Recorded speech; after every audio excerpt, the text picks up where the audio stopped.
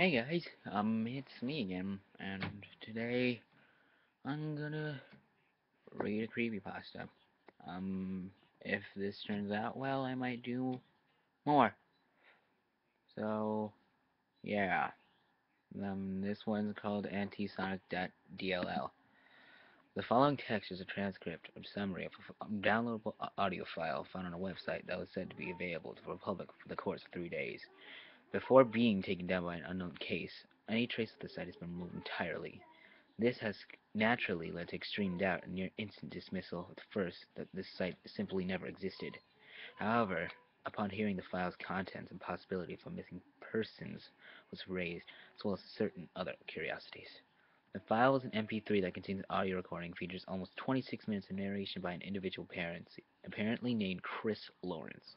The very nature that he will speak throughout this recording seems extremely detached from reality, as if he is experiencing intense hallucinations.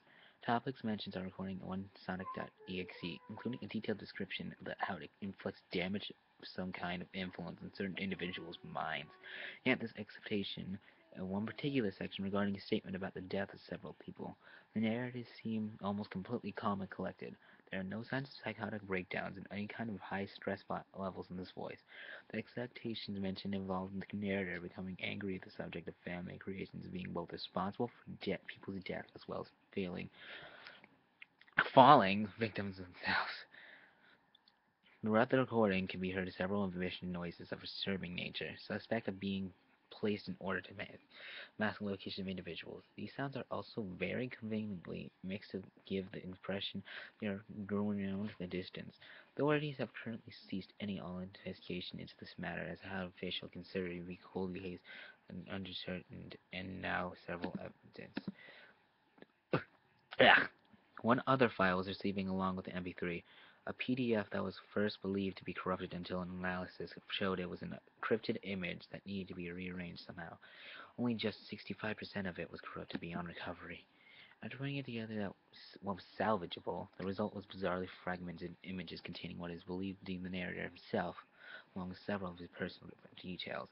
Both are largely obscured due to the corrupted sections that are assembly that clearly spell the words "I'm listening," presented in all caps with slated mixture of crimson, black, and blue red. Yeah, I messed it up again. What can be made of individual details includes the majority of his name, along with 11 straight letters of various details, such as address, date of birth, and occupation.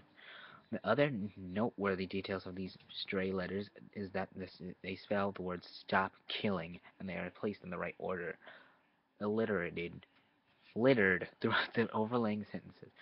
This occurrence, whenever it managed to corrupt this image, was unsuccessful in covering those specific areas. The individual appears to be of average height and build, standing straight with long blonde hair just past shoulder length. His face cannot be seen due to the part of the image being corrupted. He's wearing what looks like to be nothing more than a simple set of jeans and midnight blue shirt underneath a black hooded top, carrying with a questionably and set of firearms, consisting of what can be recognized as a Desert Eagle on his right hip, a Glock 17 on his left, and both a Remington 870 pump-action shotgun and an XM8 assault rifle on his back. That kid's a badass. Each firearm has a strange visual effect of being covered in some kind of dense, swirling fog. The fog itself is a mixture of gray, black, purple, and teal. It is wrapped tightly around the shape of the firearms. Strangely, though, no holsters are present for this equipment. Also are two other unidentified items attached to the outer side of both of his legs. Whether these are weapons or not, it is not certain that there is too much of the image obscured to tell. Ugh, very little else can be said about this image other than what can be made out of the background behind him. It suggests scenery that was either visually altered in several ways, resulting in a series of twisted and disturbing shapes that are colored in a blur, black, mauve, and various shades of blue, no similarity to any scenery currently known to the world. Certain factors such as the date of upload, details, and any location allegedly involved, as well as both the name and other contents, will not be included to prevent investigation from any further outside source. The recording begins with a sound that resembles an audio jack being plugged into an unstable or defective socket of some kind, but for switching in ambience and what has resembled both howling and cries of pain. That upon first impressions have been tweaked with audio software and is at low volume. After approximately 3 seconds, there is a voice of a male with a British accent, estimated to be in his mid to late 20s. My name is Chris Lawrence, and I have a warning for anyone who is now hearing this. Whenever, whether you like horror or not, you best hear this. You need to know, and if you were involved with it, has now caused more damage than I could imagine. This means fanfics, artwork, and costly attention to something that is never meant to be messed with, around with. You have a lot to answer for. You just love playing around with these concepts, like all these popular things turn into memes that you feel you can just take in order to help it grow with your own sick little amusement. No, no point in going there until you know why I'm here and what I'm talking about. I never imagined doing something like this. I don't know, a podcast or whatever you want to call this thing. I don't want anything other than some sort of time. If it's that okay with you, the piece of the picture I'm here to tell you that are pretty big within themselves, but hopefully you'll see it's all bad in the end, though.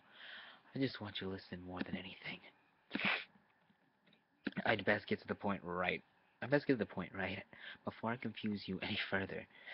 You could say this is all begun when I was checking some stuff on YouTube one night. I was watching some of my top 10 video on creepy moments in gaming. After seeing this one game in particular, I got a bit curious. Well, I say curious, but I'm pretty sure the point was actually control the sun level. I'm sure that's how it works. I guess you could say I have my own reasons for regretting the day I heard the name Sonic.dll, or anything about it for the matter.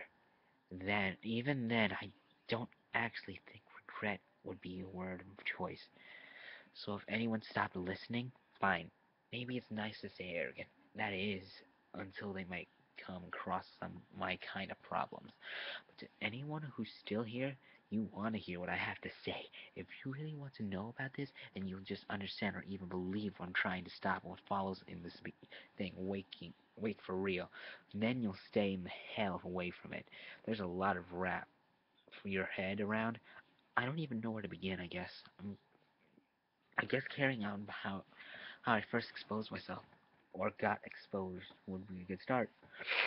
So I mentioned a list of creepy stuff in games, and this had me mentioned I heard a couple of things about what it was, and some research followed. Research usually leads to something with a downloadable link, but like I said, this was more than just fascinating. It was being compelled without knowing it. And the more I think of it, the more I'm certain it was being called since I was first saw him. All that aside for a second, I succeeded in getting the game and went through it. The version I got was just replications of the original though. Extra stuff in it, but mostly original. It wasn't the actual thing. Now, if by chance you haven't seen what this thing is, it's basically the first Sonic game. If it was done by Wes Craven, an especially bad day, I gotta say, as freaky as it must be for the most people that don't have the stomach for horror, maybe even a few that do, it could go unexplored forever. Violence is everywhere you look, and all that. Am I right? See the characters after they were caught and what they remember most clearly. That in the face of the end. But there was a couple of details that were a little off from what I saw in my vid. It's easy to say there was something about the eyes, but in the case there really was something about the eyes. The pupils, they were darker than I saw beforehand, and that wasn't my monitor. But the really weird part was when I must have looked away for about a second, then back again. From the time they were really bright, and it made his eyes look bigger. Oh yeah, there was one other thing to mention. No feeling or fear, only interest. I obviously thought nothing of it back then, but now that I've had time to look back on those points where I should have been afraid, it's amazing how much an effect it has and how much attention you don't pay. I felt as I just had to find out something else I could do. I wanted to find the original version. Didn't even know why. I do now, of course, but at this time, like I said, totally oblivious. But there was something in that moment that definitely signifies things were really starting. Shortly after all that, Steam told me that someone named Gamma had me as a friend. Curiosity got the best of me, of course. I opened the chat to say hi, but without anything saying they were typing. They said hi first, and then this person knew my name. I did feel a bit weirded, but out by that. I mean, it could have just been someone I already knew who found me on here, but I just played through that game, so I already had far-fetched ideas going through my head. I asked them how they knew me, and the response was, a little stranger at the least. The most. It was both detached and insane. The person started going on about how it caught off attention and they wanted to take me back to the beginning. It stopped soon after that. But I had the life scared out of me by laughter coming through my headphones. It was loud. Made me smack them on the head. Yeah, it was the same laughter I heard in the game. I checked to see if it was still up. Nothing was there, and something came up in the chat that caught my eye again. The words Gamma is now deceased. Yep, you did just hear that from me. Might be that I haven't paid much attention, but I'm pretty sure Steam doesn't show that one. It gets better. It gets better though. Is which the Gamma is now mine. The link came up that just said the beginning. I didn't click on it, but my PC just started downloading the game anyway, and it wouldn't cancel. Kinda makes me wonder what makes the point of the links was if it just did that. Anyway, it was done in a few seconds, and they got the desktop in even less time, and then, except for the chat window and a brand new desktop icon, nothing. I would not believe that it was someone who's good with coding and able to play as much. You so funny joke on me. But after everything else, you know what I'm thinking, and you're probably thinking it too. Well, we both got proven right very quickly. The screen went dead and I heard something like scratching, then slice marks started etching themselves into the screen. No, not a bit or anything. I mean actual scratches. My monitor was being ripped up in front of me. The screen was getting twisted up where it was cut. It was buckling and curling outwards, and underneath was something that looked like living tissues. There were words appearing, but I also heard something over the sound of the screen being destroyed, and it was coming from my headphones. Like a genius, like a genius, I grabbed them to listen in. It was like several screams at once, only they were really distorted. Quiet at first, but clearly getting louder. As more of it appeared, it was like I was hearing stuff from somewhere really nasty. Heard that laughter again, a lot louder than before. Pretty much deafening, actually. Only this time it didn't come from the PC. It was more like anything behind me, and then completely silent. When it stopped, the words were all in caps saying, I'm listening. My brain had a hard time. Oh, actually, that's it for now, I guess. I'll do a part 2. And yeah, so, um, so this is it for right now. That was part of Sonic.dll. And I'll finish the rest of it in the next video. So, hope you enjoyed it. And have a good life, people. Peace.